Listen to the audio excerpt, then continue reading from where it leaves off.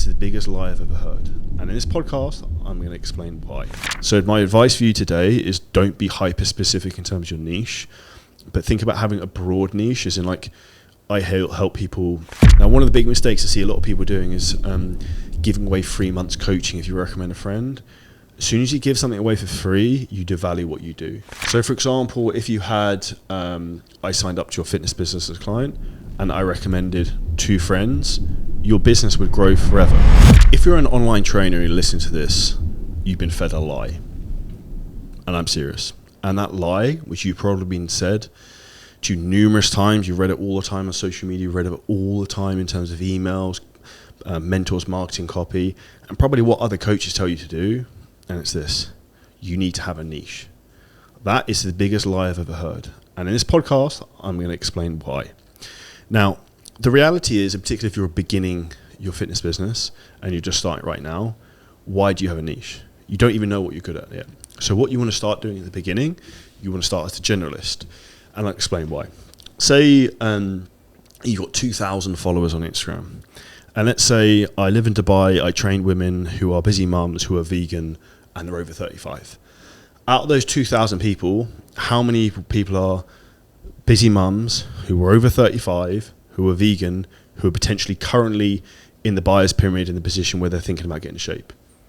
Probably not many. Let's speculatively say it was 100, which is not going to be that many. Now, if we look at how social media platforms also work, how much organic reach are you getting on social media right now? So out of those 2,000 people who follow you, how many are actually seeing your stuff? You're lucky if your engagement's 1%. Like legit, you're lucky. Which means that out of those 100 people, you've got what? 1 person seeing you. Now, this is why it's fundamentally flawed, and this is why it's fundamentally a farce that so many people recommend this, because what's the biggest struggle you have in your business right now?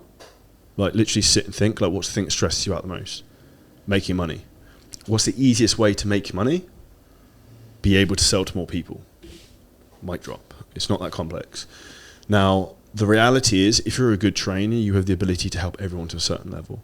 Now, I'm not saying you're going to go and help Michael Phelps win a fucking gold medal in the Olympics of swimming, but the reality is, if you've got busy dad, busy mum, they live in Dubai, they live in Sydney, Australia, wherever, the reality is it doesn't make any difference.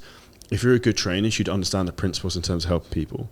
So our fitness business, CJ Coaching, we've got over 1,300 active clients. And do you want to know what our niche is? It's one of the biggest fitness businesses in the world. It's not like super specific in terms of vegans who like doing BOSU, ball push-ups or any of that crap. It's this: we help men and women lose weight and get in good shape, feel confident and be happy in themselves. So body transformations, right? We help people lose body fat, build muscle. It's what literally everyone wants to do. It's the goal. So guess what our captive market for that is? Very big. We focus on targeting people all over the world. So, and I say people all over the world, but think about it like this. Where are people who have money who can afford your services? Because that's where we go fishing for clients. So the main countries we work with would be the United States, Canada, UK, Ireland, Dubai. We also have a huge amount of clients from some other random countries like Mexico, etc., because we run a lot of paid traffic there. And you can niche when you start to go into paid advertising, because we can be hyper specific in terms of who we're targeting. But when you're just posting organically on social media, you don't have the ability to focus down on who you're talking to. So why are you going to focus down in terms of niching your business? Because that's literally turning away customers.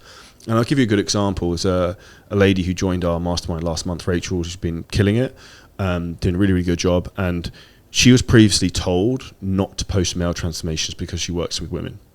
And she works with these guys because she crushes it with the women.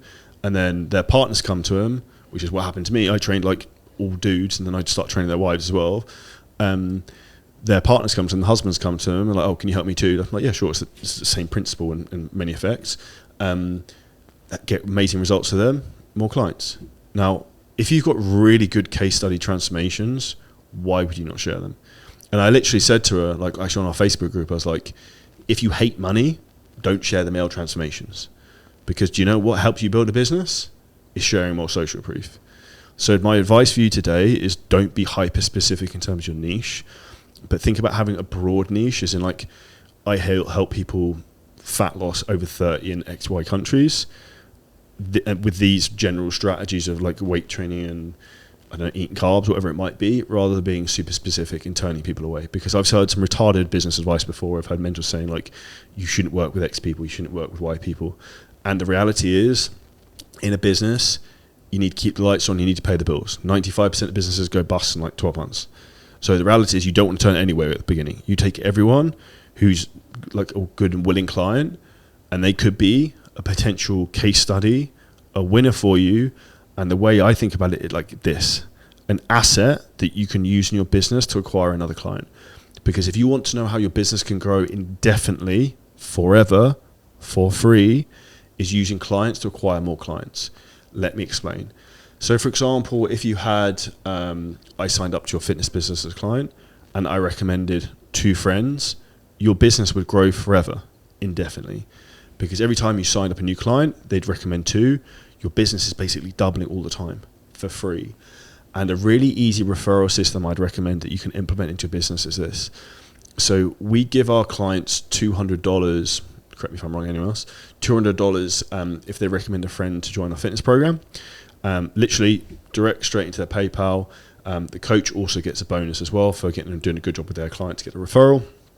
And essentially what happens is, we have clients who are now basically like agents for us signing people up.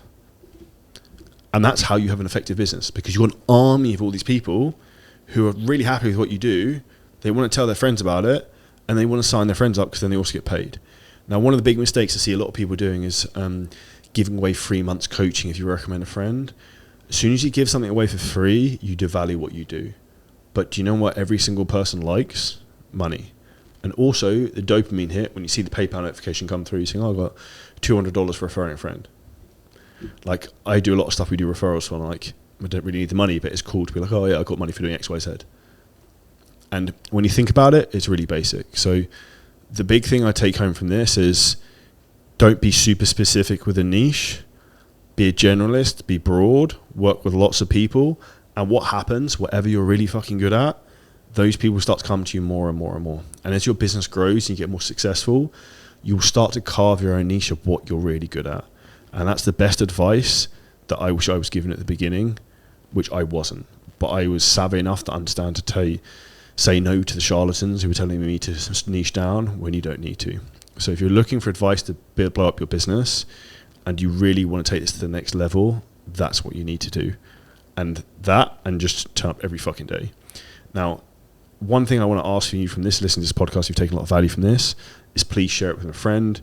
We don't sell you anything on this, just try and give you as much value as possible. I really want to try and blow this up as much as we can.